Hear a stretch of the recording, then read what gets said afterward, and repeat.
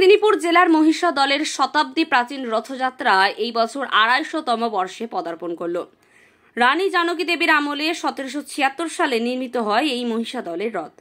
পুরী মাহেশের পরেই আসে মহিষা দলের রথের নাম, যা অবিভক্ত মেদিনীপুর জেলার যথেষ্ট জনপ্রিয়। রানী জানকী দেবীর আমলে চালু না হলেও তার পরবর্তী বংশধর মতিলাল পালের সময় চালু হয় এই রথযাত্রা। ভারতের একমাত্র কাঠের রথ এই মহিষা দলের রথ। এই রথ যাত্রার আরেকটি বিশেষত্ব হল জগন্নাথ দেবের সঙ্গে বলরাম এবং সুভদ্রা থাকে না, থাকেন মহিষাদল রাজবাড়ির কুল দেবতা এবং রাজবাড়ির শালগ্রাম শিলা শ্রীধর জিউ। সকাল থেকেই দূর দূরান্ত থেকে মানুষ ভিড় করেছে মহিষা দলের রথে দড়িতে টান দেওয়ার জন্য।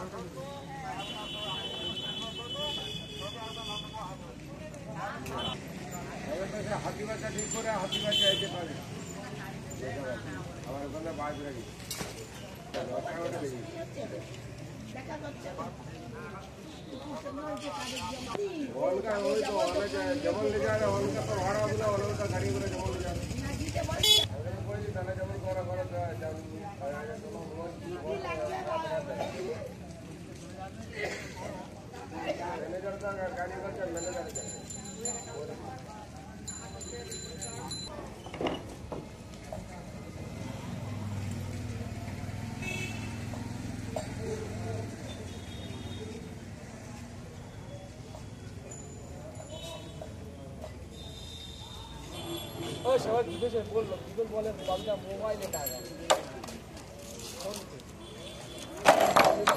ফোন করে